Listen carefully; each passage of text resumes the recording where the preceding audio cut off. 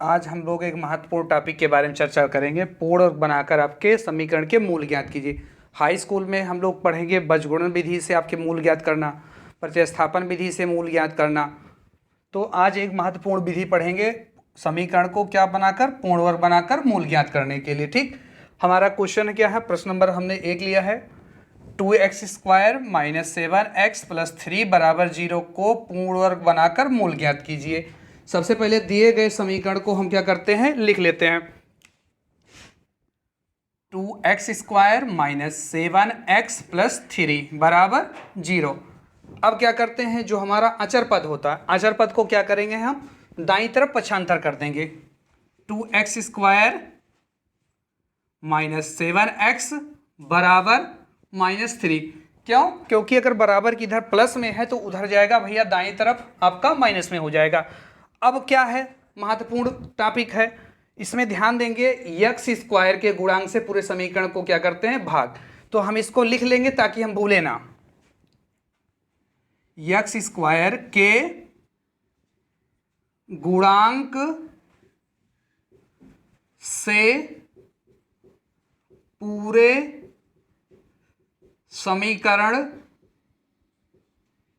में भाग करने पर क्या है, x² का गुणांक क्या है भैया, आपका 2 है। x² के गुणांक से पूरे समीकरण में क्या करने पर, भाग करने पर। भाग का मतलब क्या होता है आपका, बटे होता है। हम लिख लेंगे यहाँ पर 2x² बटे 2 -7x बटा 2 बराबर -3/2 लिख सकते हैं।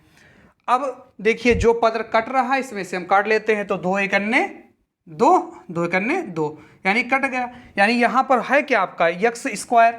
तो x² -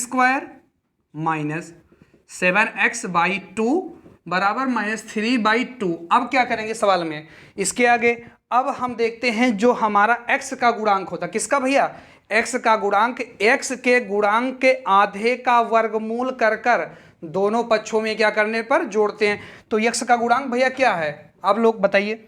तो यहां पर हम देखते हैं -7/2, क्योंकि x का यहां संबंध भैया गुणे का होता है। तो इसको लिख लेते हैं। अब इसका हम लोग कैसे निकालेंगे, इसका गुणांक के आधे का वर्ग हम लोग इसको निकाल लेते हैं। -7/2, आधा का मतलब कितना होता भैया, 1/2। तो यहां गुणे 1/2 कर लेंगे। ठीक, अब इसका वर्ग, किसका, इसका वर्ग, x के गुणांक के आधे का वर्ग कर दोनों पक्षों में जोड़ने पर -7 बटा कितना हो जाएगा, 2 दूना 4।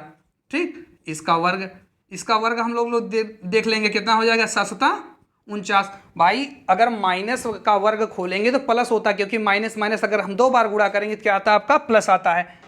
49 बटे कितना हो जाएगा भैया, 16।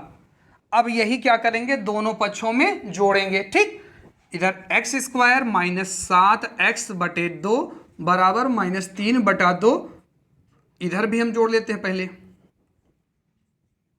+49/16 बराबर -3/2 +49 बटे कितना हो जाएगा आपका, 16। ठीक, अब हम ध्यान देंगे, इधर हमारा कोई फार्मूला बन जाए ताकि हम x का मान निकाल। हमेशा भैया बीजगुणन नहीं, आपका जो पूर्ण वर्ग विधि है इसमें हमेशा क्या बनता है आपका, इधर चाहे a + b का बनेगा फार्मूला, चाहे a - b का फार्मूला बनेगा। तो हम इधर a + b का होल स्क्वायर फार्मूला बनाते हैं। a² - 7x/2, इस 49 को 7/4 का होल स्क्वायर कर लेते हैं। देखिए a² b² हमें मिल चुका है, अगले स्टेप में हम लिखेंगे 2ab के फॉर्म में। इन दोनों का ऐसा कितना हो जाएगा, 16 भैया। 16 से 2 से देखो, ये इन दोनों का लासा निकालते हैं। लासा कितना है आपका, 16 आया है। हर से लासा हम क्या करेंगे, भाग। तो 2 से 16 हम भाग करेंगे, 2 × 8 = 16, जो आएगा अंश में गुणा कर लेते हैं, उसको भी लिख देते हैं 3 × 8। भाई 2 × 8 = 16, हर से लासा हम भाग के जो अंश में गुणा किए, प्लस 16 है कन्ने 16, तो क्या लिखेंगे, 49 × 1। ठीक, ये हमारा भिन्न का जोड़ का नियम है। इधर हम फार्मूले में लेकर आते हैं -2। ठीक, a का मान भैया कितना है, x है, और b का मान कितना है आपका, 7/4 है, +7/4 का होल स्क्वायर। अब इधर ध्यान दीजिए, ये हमने देखो इसके मान पर कोई परिवर्तन नहीं है, 2 से काटो भैया, 2 × 2, 2 दूना 4 होता है।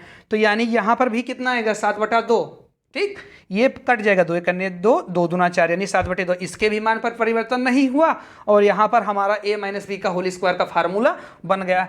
इधर हम देखते हैं, गुणा कर लेते हैं, 8 त्रिक 24, किसमें भैया माइनस में, प्लस 49 करने 49 बटे यहाँ पर क्या हो गया 16।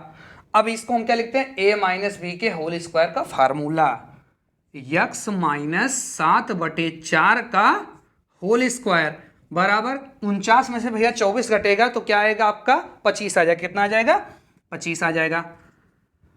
देखिए जब भी आपके दो विपरीत चिन्ह होते हैं तो हमेशा घटता है और किसका चिन्ह लगता है, तो बड़ी संख्या का चिन्ह लगता है। तो बड़ी संख्या भैया इसमें क्या है 49 है, 49 में से 24 घटाना था तो आपका प्लस क्या आएगा आपका 25 आ जाएगा बटे 16।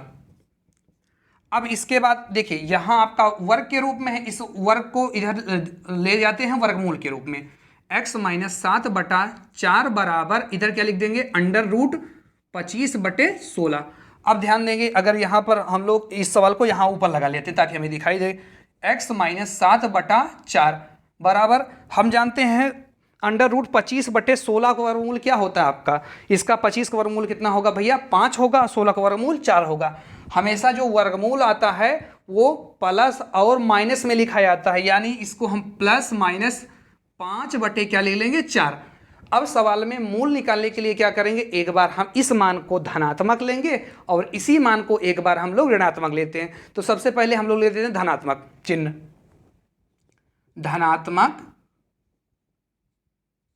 चिन्ह लेने पर, ठीक, धनात्मक चिन्ह इसका ले लेते हैं x - 7/4। तो धनात्मक भैया किसका लेंगे, इस दाएं वाले पक्ष का लेंगे जिसका वर्गमूल निकला है 5/4। धनात्मक का मतलब यहाँ पर हम प्लस चाहे लिखें चाहे ना लिखें, धनात्मक हमारा मान माना जाता है, ठीक। अब हमें x का मान निकालना है तो इस बाएं पक्ष को क्या करते हैं दाएं और पक्षांतर कर लेते हैं, 5/4 प्लस 7/4। अब यहाँ पर हम ध्यान देंगे दोनों का हर क्या है आपका समान है, तो लासा क्या आएगा आपका 4 ही आएगा, 4 लिख लेते हैं, ठीक। अब भाई भाग करते हैं, ये लासा आया, लासा से हर से लासा हम क्या करते हैं भिन्न के जोड़ में, हर से लासा में भाग करते हैं, जो आता अंश में गुणा करते हैं। तो 4 करने 4, 5 करने 5, प्लस 4 करने 4, 7 करने 7, इसको जोड़ लेते हैं 7 5 12/4। अब हम इसको भैया सरल कर लेते हैं, 4 करने 4, 4 3 12, यानी x का मान कितना आ गया आपका, एक मूल आपका 3 आ गया। अब दूसरा मूल निकालने के लिए क्या करेंगे, इसी पद को भैया हम चिन्ह आपका ऋणात्मक लेंगे। तो लिख लेते हैं ऋणात्मक चिन्ह लेने पर, ऋणात्मक